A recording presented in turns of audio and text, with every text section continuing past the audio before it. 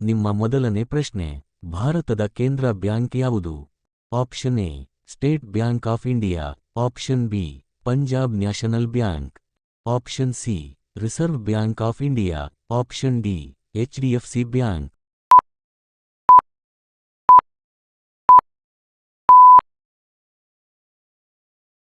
ಉತ್ತರ option C Reserve Bank of India.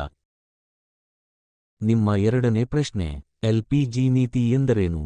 Option A ಕಾನೂನು, ಜನಸಂಖ್ಯೆ, ಸರ್ಕಾರ, ಆಪ್ಷನ್ ಬಿ ಉದಾರೀಕರಣ, ಖಾಸಗೀಕರಣ, ಜಾಗತೀಕರಣ, ಆಪ್ಷನ್ ಸಿ ಹಣದುಬ್ಬರ, ತೆರಿಗೆ, ಹಣಕಾಸು, ಆಪ್ಷನ್ ಡಿ ಉದ್ಯೋಗ, ವೇತನ, ಖರ್ಚು.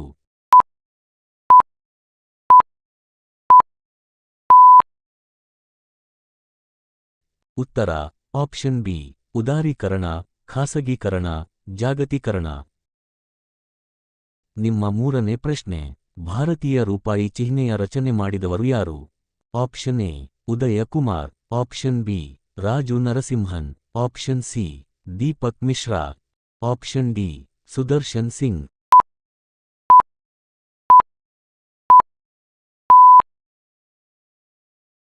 ಉತ್ತರ ಆಪ್ಷನ್ ಎ ಉದಯ ಕುಮಾರ್. ನಿಮ್ಮ ನಾಲ್ಕನೇ ಪ್ರಶ್ನೆ, ಗಂಗಾ ನದಿಯ ಉಗಮ ಸ್ಥಳ ಯಾವುದು?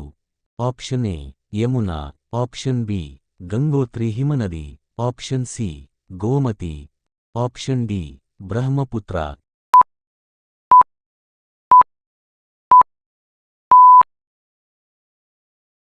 ಉತ್ತರ ಆಪ್ಷನ್ ಬಿ ಗಂಗೋತ್ರಿ ಹಿಮನದಿ.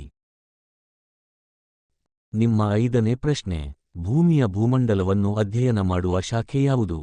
ಆಪ್ಷನ್ ಎ ಪರಿಸರಶಾಸ್ತ್ರ, ಆಪ್ಷನ್ ಬಿ ಭೌತಶಾಸ್ತ್ರ, ಆಪ್ಷನ್ ಸಿ ಜೈವಿಕಶಾಸ್ತ್ರ, ಆಪ್ಷನ್ ಡಿ ಭೂವಿಜ್ಞಾನ.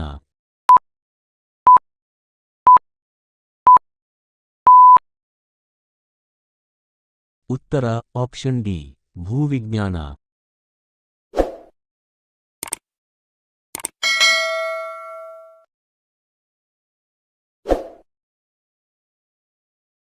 ನಿಮ್ಮ ಆರನೇ ಪ್ರಶ್ನೆ, ಭಾರತದ ಅತಿದೊಡ್ಡ ವಾಣಿಜ್ಯ ಬ್ಯಾಂಕ್ ಯಾವುದು? ಆಪ್ಷನ್ ಎ ಹಡಗು bank, option B State Bank of India, option C Bombay bank, option D Indian Overseas Bank.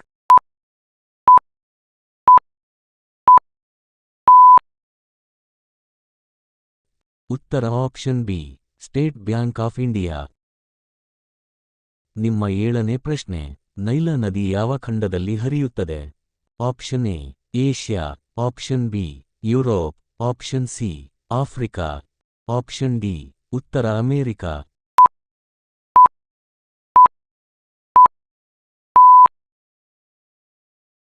ಉತ್ತರ ಆಪ್ಷನ್ ಸಿ ಆಫ್ರಿಕಾ. ನಿಮ್ಮ ಎಂಟನೇ ಪ್ರಶ್ನೆ, ಹಿಮಾಲಯ ಪರ್ವತ ಶ್ರೇಣಿಯ ಉಗಮ ಯಾವ ಕಾರಣದಿಂದ?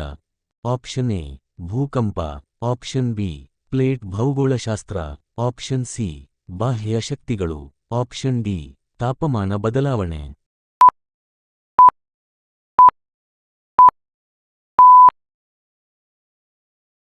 ಉತ್ತರ ಆಪ್ಷನ್ ಬಿ ಪ್ಲೇಟ್ ಭೌಗೋಳಶಾಸ್ತ್ರ.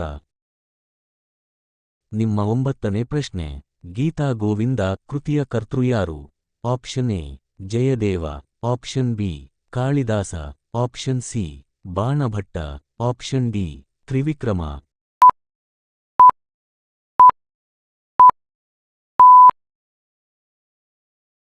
ಉತ್ತರ ಆಪ್ಷನ್ ಎ ಜಯದೇವ.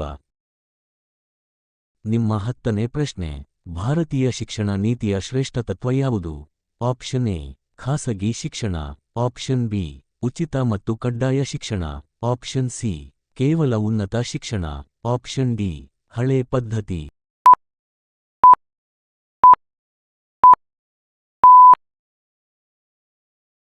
ಉತ್ತರ ಆಪ್ಷನ್ ಬಿ ಉಚಿತ ಮತ್ತು ಕಡ್ಡಾಯ ಶಿಕ್ಷಣ.